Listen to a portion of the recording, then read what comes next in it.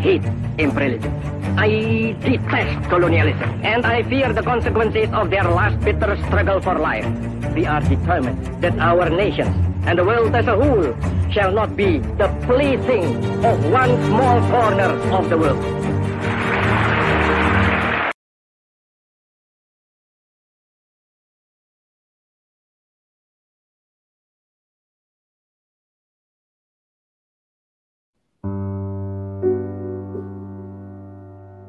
Assalamualaikum warahmatullahi wabarakatuh. Allahumma shalli ala sayyidina Muhammad wa ala ali sayyidina Muhammad. Salam sejahtera, selamat malam. Malam ini kita membahas sesuatu yang lain ya. Pada biasanya kita membahas tentang kemarin ya matematika, kemudian metode numerik atau aljabar dan sebagainya. Kita relax karena kita akan back, kita mundur dengan slogan jas merah yang pernah digaungkan oleh pendiri, salah satu pendiri bangsa ini atau founding fathers, yaitu Bapak Presiden Soekarno. Jangan sekali-sekali melupakan sejarah ya.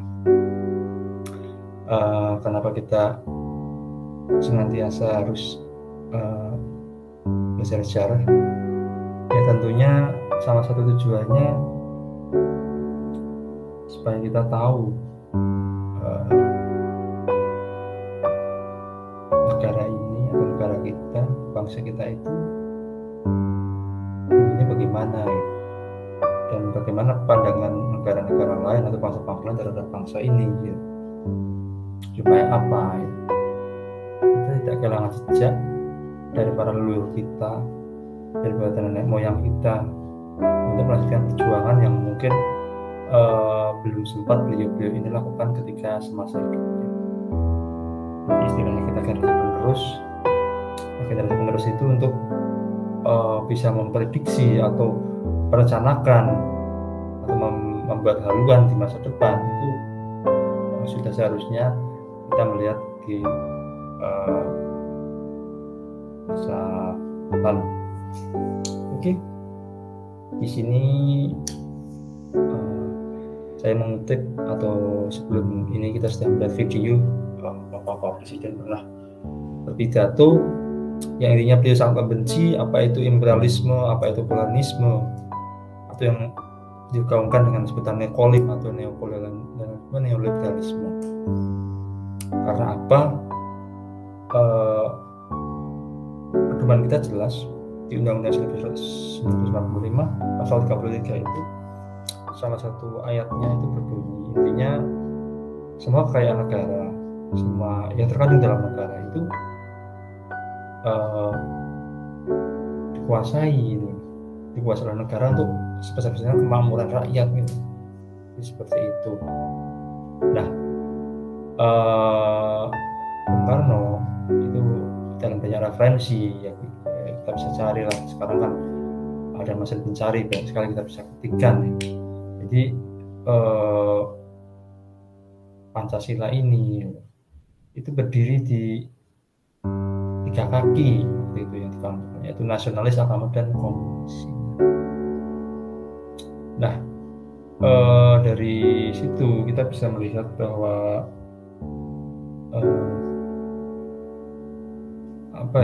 kalau ke kapitalis misalnya, semua yang mengendalikan itu adalah swasta ya. Pemerintah itu hanya sebagai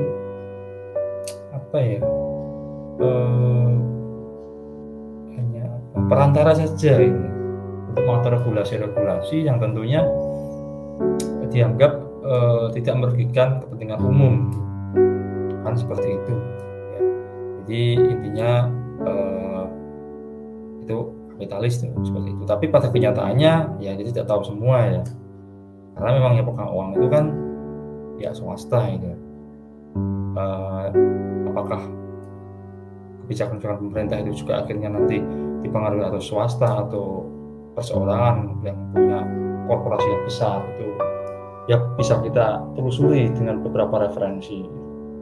Itu kan sebagian orang itu masih ada yang banyak bertanya tentang itu, ada yang masih ragu, ada yang mungkin membenarkan, yaitu itu tergantung dari masing-masing. Oke, berikutnya sosialis. Jadi ada sisi kapitalis. Sosialis bagaimana? Sosialis itu bukannya antitesis, atau bisa saja disebut antitesis gitu. Cuman kesannya kalau antitesis itu seperti gimana? Tapi memang kenyataannya seperti itu. Ada tesis, ada antitesis kan gitu. Sosialis itu apa ya? Semua yang istilahnya milik kandungan atau menguasai orang banyak seperti air, kemudian kandungan-kandungan ada di dalam perut bumi di negara tersebut itu benar-benar dikuasai negara dan dipergunakan untuk semakmur-makmurnya kepentingan rakyat gitu. Jadi di sini swasta nggak bisa apa-apa gitu menurut sosialis, menurut pendiri sosialis ya. Kalau kapitalis kan mungkin seperti John Maynard Keynes, terus Adam Smith ya. Jadi kalau di sisi sosialis itu ada Karl Marx dan Friedrich Engels dan sebagainya ya. Jadi mereka bermaksud. Nah, Bung Karno sendiri mungkin bisa aja kalau kita banyak teliti referensi ya, waktu kita ambil contoh saja ya, waktu ditemukannya tambang emas Grasberg di Papua itu atau di banyak perusahaan, Bung Karno itu kalau kita lihat banyak referensi ya mengadopsi keduanya ini. Jadi ya swastanya boleh masuk, ya pemerintah juga bisa mengatur, tapi kepentingan swasta ini tidak boleh melebihi dari kepentingan negara ini. Tidak boleh apa ya istilahnya ya, kekuasaannya itu Pak swasta harus tunduk kepada regulasi negara. Ini benar-benar negara yang menentukan regulasi. Contohnya jasa perusahaan A mau masuk ke Indonesia akan melakukan eksplorasi tambang. Nah, di sini Bung Karno sudah meminta bahwa minimal 51% itu saham dimiliki oleh negara Republik Indonesia. Nah, 49%-nya dimiliki oleh perusahaan tersebut. Itu sudah jelas gitu. Nah, cuman terkadang ada beberapa korporasi pihak swasta yang yang merasa kurang gitu, dengan seperti itu kurang, yang pengennya ya jangan 49. Jadi ya itu mungkin pengennya ya lebih lah, jangan segitu. Nah, otomatis kalau ini saham misalkan di atas 50% milikannya di swasta, otomatis kan regulasi yang mengatur itu ya akhirnya kebanyakan dari pihak swasta kan seperti itu. Itu yang ditakuti Bung Karno sebagai neokolim ya, neokolonialisme, neo-internasionalisme. Oke ya. Jadi seperti itu. Nah, ini kita maaf tadi kebanyakan prolognya. Oke. Dan ini adalah kalimat yang di video sebelumnya adalah pidato dari Bung Karno ya. Saya mengutip salah satu kalimat, kami bertekad bangsa kami dan dunia keseluruhan tidak boleh menjadi permana oleh satu pihak kecil dunia saja. Nah, ini itu penggalan pidato ya, yang diutarakan oleh Bung Karno selepas dari pemberontakan PRRI dan Permesta di akhir tahun 50-an, kurang lebih seperti itu. Dan kalau kita baca buku sejarah ya, salah satu pilotnya itu adalah yang bernama Alan Pope. Itu banyak sekali referensi yang mengatakan bahwa itu ada kaitan dengan organisasi rahasia intelijen CIA. Ya. Jadi akhirnya ketahuan, kemudian dari situ rasa nasionalisme Bung Karno semakin kuat dan akhirnya beliau berpidato yang intinya ya, kalau diambil sebagian dari pidato tersebut ya, karena itu hanya penggalan pidato saja, yang pertama beliau sangat membenci apa itu penjajahan. Kan kolonialisme dengan internasionalisme itu intinya penjajahan semua, cuman dengan yang penjajahan dengan gaya lama pun gaya baru atau neokolonialisme itu, neokolonialisme dan imperialisme itu yang ditakuti. Jadi intinya seperti itu. Akhirnya dia berpidato seperti itu di depan sidang umum PBB. Jadi Nah itu kita baca referensi juga, kelihatannya tahun-tahun itu Indonesia keluar dari PBB karena sudah tidak, mungkin Bung Karno menganggap PBB sudah tidak netral seperti itu. Karena ya ternyata yang main orang dalam sendiri, misalnya seperti itu ya. Jadi apa yang bisa kita lihat di sini itu saya sih menggelitik di sini. Nah, siapa yang dimaksud Bung Karno sebagai suatu bagian kecil di dunia saja? Bisa saja mungkin sebuah negara, bisa kalau kita ngomong wah ini Amerika Serikat nih, atau Inggris, atau tentara sekutu, ya kita kan tidak tahu gitu. Itu karena Bung Karno belum tahu ya. Jadi yang dimaksud sebagai saja itu apakah sebuah negara atau korporasi tertentu yang berniat menguasai seluruh negara di dunia ini. Jadi ya itu tadi, karena kapitalis itu terlalu memberikan kebebasan kepada sebuah korporasi ya untuk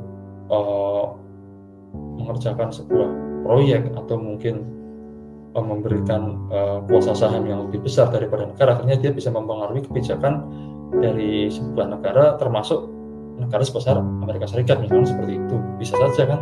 Nah, kemudian yang jelas dari pidato ini tersirat banyak makna yang dulu tidak diungkap di dalam buku-buku sejarah yang pernah kita pelajari di sekolah. Ya kalau seingat saya waktu itu PRI dan Permesta itu ternyata sih memberontak itu ya, pemberontak. Kan kakek saya kebetulan seorang pejuang yang telah melawan membantu memadamkan pemberontakan PRI yang ada di Sumatera waktu itu. Almarhum kakek saya. Yang saya ingat sih waktu itu yaitu PRI dengan Permesta itu hampir bersamaan waktunya ini, dan banyak pemimpinnya itu adalah para anggota TNI waktu itu, Tentara Republik Indonesia atau mungkin TNI kalau sekarang. Waktu TNI itu akhirnya membentuk sebuah pemerintahan revolusioner ya, dan intinya memproklamasikan pemerintahan revolusioner Republik Indonesia, dan juga Permesta juga menjadi salah satu bagiannya. Nah, yang setelah itu akhirnya Bung Karno atau Bapak Presiden memerintahkan pasukan yang dipimpin oleh saya lupa siapa ya untuk menumpas pemberontakan ini, dan tentara Indonesia, tentara pemerintah ya, berhasil menembak sebuah pesawat yang ditumpangi oleh salah satu pilot dari ya, orang Amerika kan, seperti itu, namanya Alan Pope kalau kita ya, itu bisa di searching lah ya. Jadi dari situlah ada kecurigaan gitu yang itu kan ada mana lagi, dan Alan Pope sampai meninggalnya pun kan tidak dihukum mati atau bagaimana, atau sama seperti Westerling yang nggak tahu mereka itu kenapa seperti kok tidak bisa diadili dalam tanda kutip ya. Nah, kemudian yang berikutnya ya ini karena bagi sebagian orang dalam sejarah itu hanya membuang waktu saja, dan padahal kalau kita kaitkan dengan fakta yang saya pelajari ya, padahal dalam ilmu statistik dan informatika untuk dapat memprediksi atau mengestimasi sesuatu yang akan terjadi di masa yang akan datang itu, tapi harus melihat dan menggali data-data yang telah terbentuk di masa lampau, atau kita bisa sebut istilahnya data mining. Dan ada beberapa hal yang mungkin sulit dibuktikan jika itu sifatnya langsung. Misalkan gini, korporasi A nih kayaknya mau ini yang jadi biang keroknya pemberontakan, buktinya mana ya, terus ini nih, negara ini nih tidak menyusupkan agen intelnya ke Indonesia, buktinya mana? Itu pembuktian secara langsung itu untuk beberapa hal itu sulit, apalagi misalkan ada pun tapi kemudian ada bukti lain yang mengaburkan bukti itu, dan ya sih kalau bukti lain ini memang ada juga, tapi ini bukti ini untuk menutupi apa ya, kebenaran yang sifatnya langsung tadi, akhirnya kan jadi nggak jelas gitu ya. Dan ada suatu pepatah ya, jadi sejarah itu ditulis oleh pemenang perang gitu. Dan saya sendiri kalau saya penyuka sepak bola ya, mungkin ya mengamati dikit-dikit lah tentang sepak bola itu, kalau kita lihat juara-juara atau mungkin persepak bolaan modern sekarang ini, yang mengerucutnya kalau enggak ya ke benua biru atau ke Eropa itu gitu. Dan pemenangnya ya orang-orang itu saja gitu. Dan mata kita pun akan ke arah sana gitu. Maksudnya ke arah sana itu ya kita bisa saja suka dengan klub Inggris, klub di Italia, Spanyol dan sebagainya ya, kan karena itu gitu. Atau Jerman dan orang-orang ya berbondong-bondong ke sana gitu. Jadi menarik gitu di Eropa itu. Ya itu kan di situ banyak negara pemenang perang seperti Inggris, Prancis. Kan Amerika sendiri itu kan juga, kenapa Amerika sekarang bahasanya Inggris ya? Ya kan logikanya kita itu yang paling masuk akal. Ya orang Inggris itu ke sana gitu, ke Amerika, kemudian tidak tahu apakah menguasai Amerika secara langsung, dalam artian mungkin ada perang, ada pemberontakan, atau ada affair, atau ataupun secara perlahan, intinya kan seperti itu. Pada kenyataannya buktinya apa? Buktinya di Amerika bahasanya Inggris kan gitu. Nah itu kan mungkin tuh bisa dibuktikan secara langsung gitu. Ya. Namun ada beberapa hal bukti itu didapatkan dengan mencari benang merah atau korelasi dari beberapa referensi. Nah ini kalau yang ini itu dibutuhkan ketelitian, kesabaran, dan juga kemauan gitu. Ya.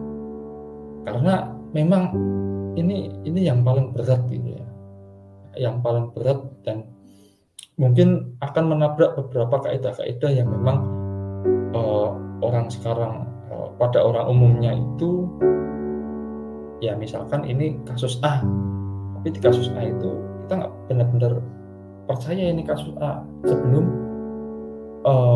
kasus A itu dari satu referensi saja ya, contohnya ya. Contohnya dari buku sejarah kita yang dulu pernah kita pelajari ya, terbitan mungkin yang disetujui oleh Kemendikbud waktu itu. Nah kita dulu memang belum ada internet nggak sekencang sekarang ini, orang bisa mengakses banyak referensi dengan mengetik di Google Search. Sekarang bahkan Google Search dengan bing.com itu punya sifat pencarian yang berbeda. Itu menyebabkan hasanah preferensi beberapa orang yang mulai mempelajari sejarah dengan intensif itu kan akan tambah kaya referensi dan bisa membentuk kesimpulan dari berbagai macam referensi itu untuk mendapatkan benang merah. Karena kebenaran itu akan tetap terlihat meskipun ditutupi sedemikian rupa, sama seperti buku. Oke, terima kasih sudah mengikuti channel yang mungkin terlihat kaku ini, cuman ya kita sih ingin diskusi ya, supaya pemikiran kita itu lebih terbuka dan bisa istilahnya sedikit-sedikit lah melihat apa sih yang sebenarnya akan sudah terjadi dan yang akan terjadi. Selamat malam, salam sejahtera, assalamualaikum warahmatullahi wabarakatuh.